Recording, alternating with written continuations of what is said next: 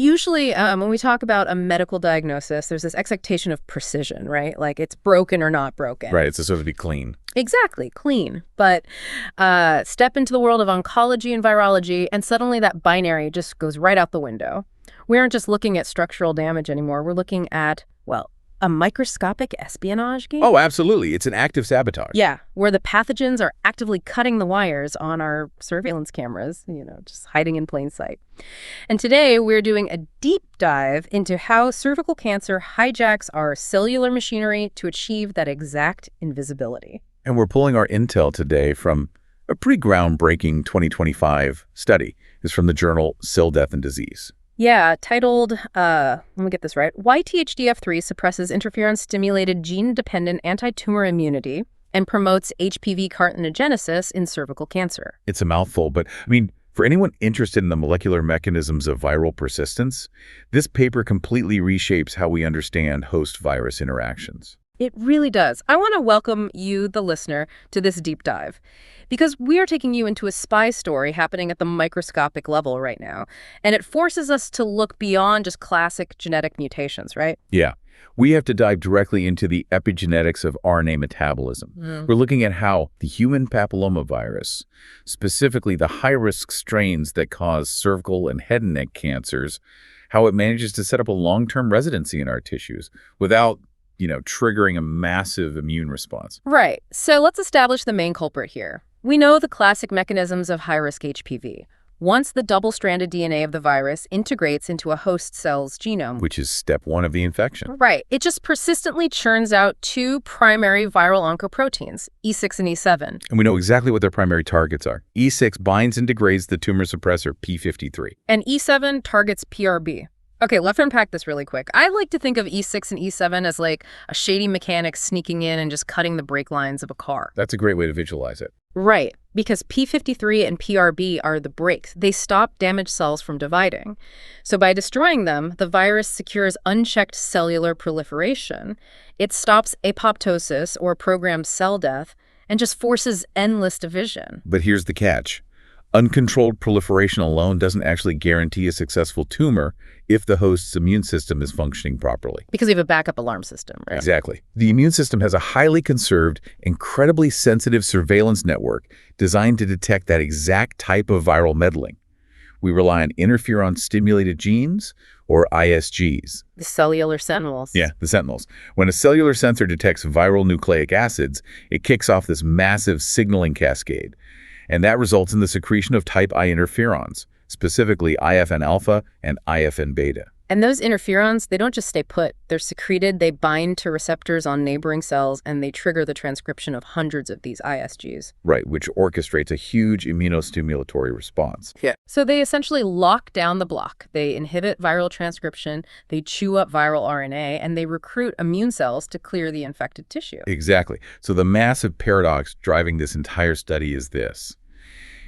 If our cells have this incredibly sensitive burglar alarm system with the interferons and ISGs, how does high-risk HPV manage to stay hidden for years? Sometimes decades. Yeah, decades, constantly expressing E6 and E7, pumping them out without being rapidly cleared by the immune system.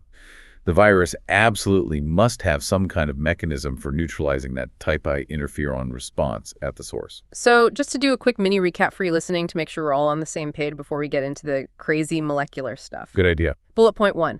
HPV uses these proteins, E6 and E7, to disable cell death and hit the gas pedal on cell division. Right. And bullet point 2, ISGs and interferons are the cellular burglar alarm meant to detect this exact crime and shut it down. Right. So here's a question for you to chew on.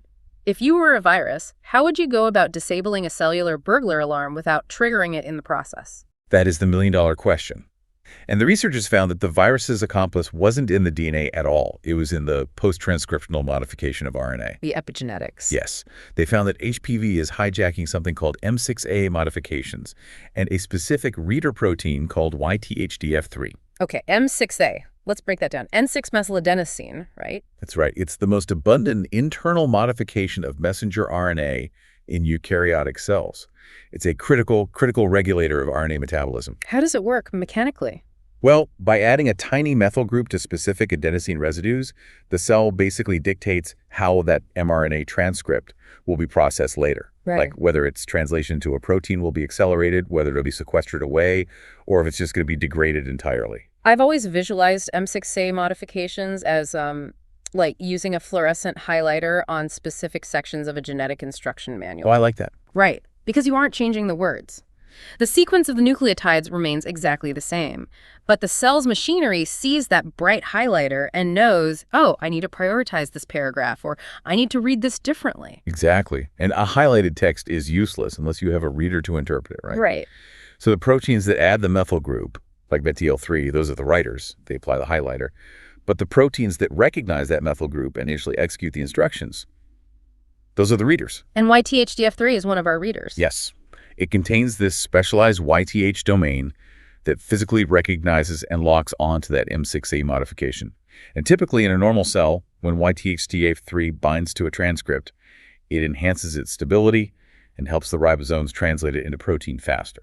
But in the context of cervical cancer, the researchers found a severe dysregulation of this normal process. A massive dysregulation. They used a tissue microarray to analyze 73 clinical samples. Wow, 73.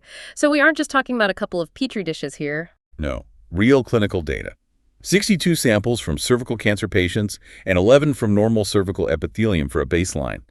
And the immunohistochemistry showed this massive elevation in both global M6A modifications and specifically skyrocketing levels of the YTHDF3 protein in the HPV-positive tissues. Skyrocketing. And this wasn't happening in a vacuum, right? Like this same research group had already figured out that elevated YTHDF3 in cervical cancer promoted lymph node metastasis. Yeah, they found it was reprogramming the cancer cell's fatty acid metabolism to help it spread. Which is wild. So we already knew this epigenetic reader was a bad actor, or at least implicated in tumor progression. Exactly.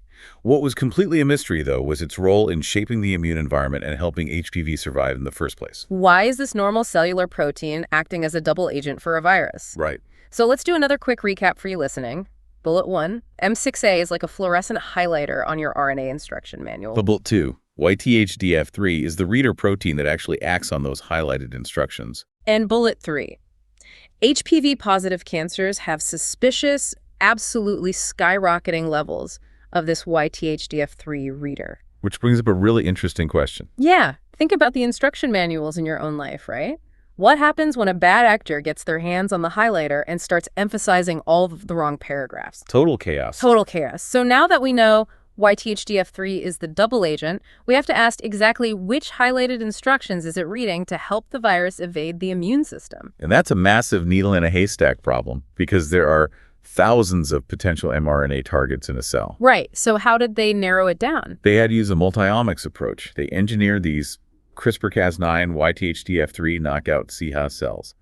CHA cells are a human cervical cancer cell line that naturally has very high levels of YTHDF3. So they deleted the reader protein entirely in these cells to see what would happen. Exactly. Then they compared the transcriptome and the translatome of the normal wild-type CHA cells against the knockouts. They used RIP-seq and ribosec for this, right? Let's clarify the mechanics of those two techniques because it really shows how clever this was. RIP-seq, or RNA immunoprecipitation sequencing, that basically uses an antibody to grab the YTHDF3 protein and sequence whatever mRNA happens to be physically stuck to it. Right, it shows you what it's touching. Yeah. But this is crucial. Just because a protein is touching an mRNA doesn't mean it's actually changing its translation. Right. It could just be bumping into it passively. Exactly, which is why they overlay the RIP-seq data with ribosec ribosome profiling. This takes a snapshot of the mRNAs that are actively engaged with ribosomes, actively making proteins at that exact moment. So it measures active translation, not just binding. Yep. So by intersecting the data from what YTHDF3 is binding to and what is actively having its translation altered, they drop those thousands of potential targets down to just 11 commonly enriched genes. Just 11. That's incredible. And out of those 11, they zeroed right in on STAT3. STAT3.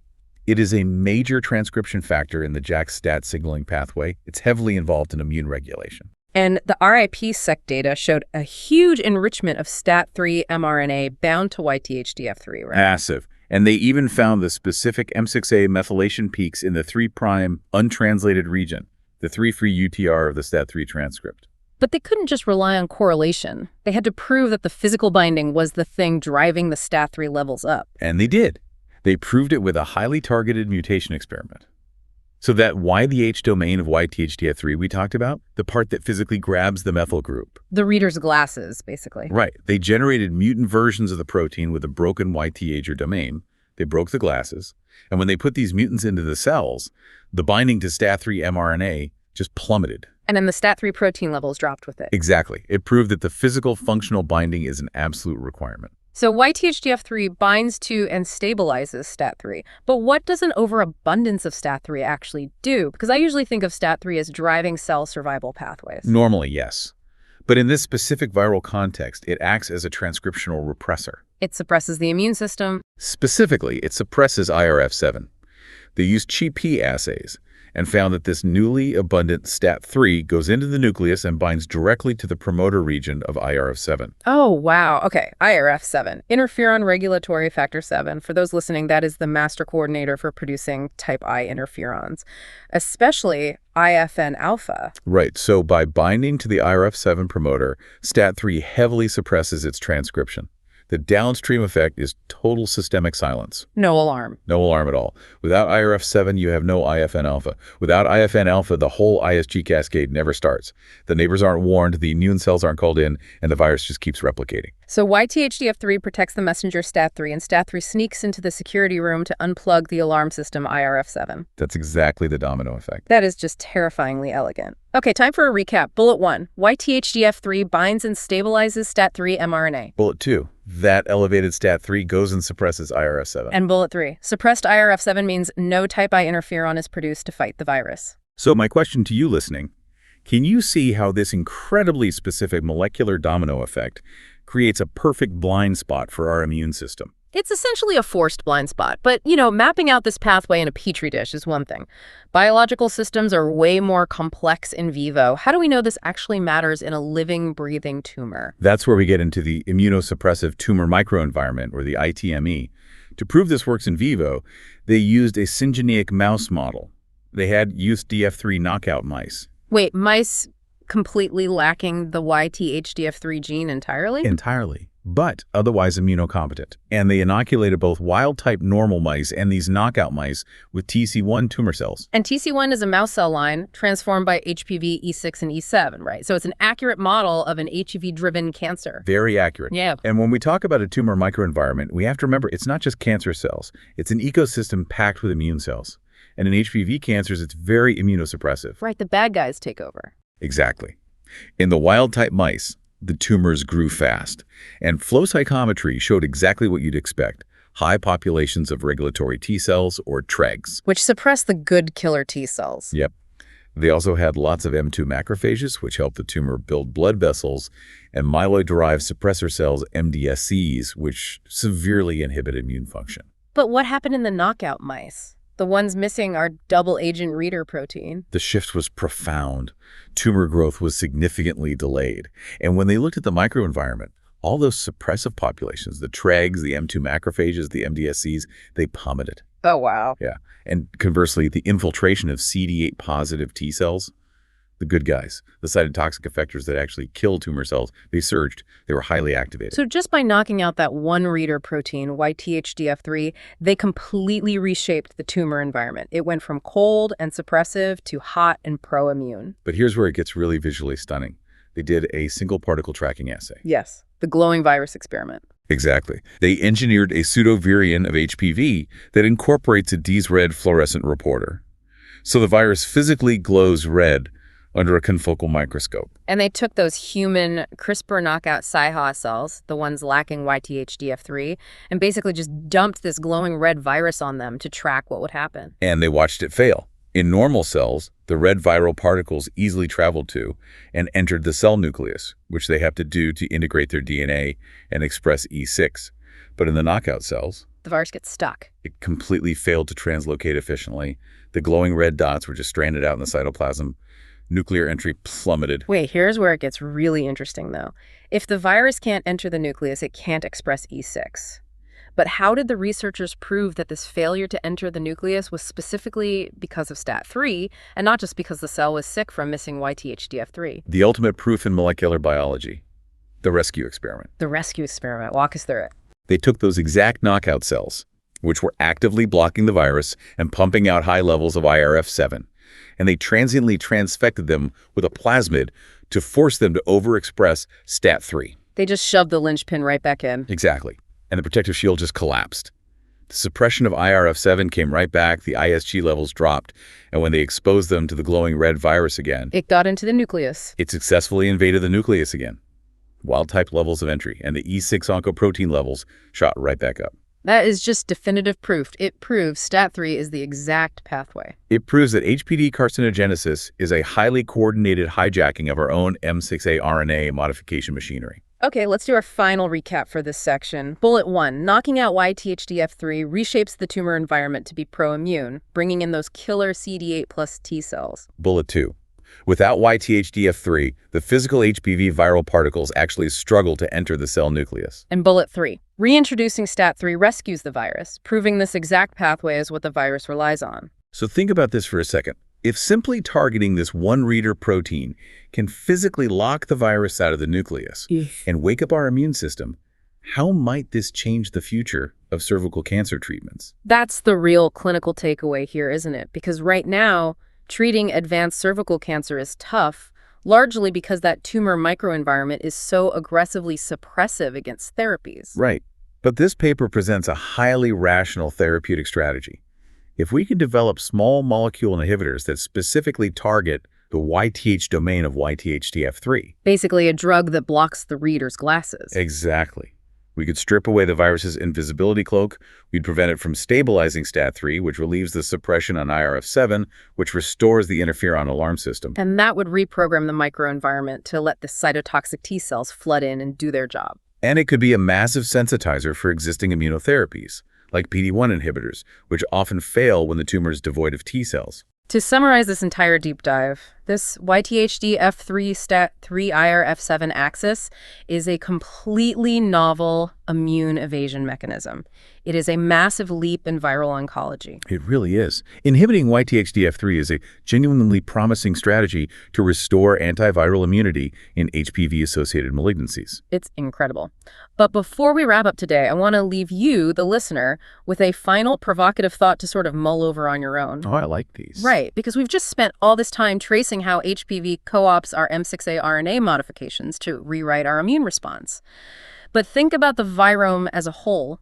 If RNA modifications can be hijacked this efficiently, what other persistent silent viruses out there, viruses we assume are dormant or harmless, might be using our own epigenetic highlighters against us right now, entirely undetected? It is a very unsettling but very important question to ask. Something to think about until our next deep dive. Thanks for listening, everyone.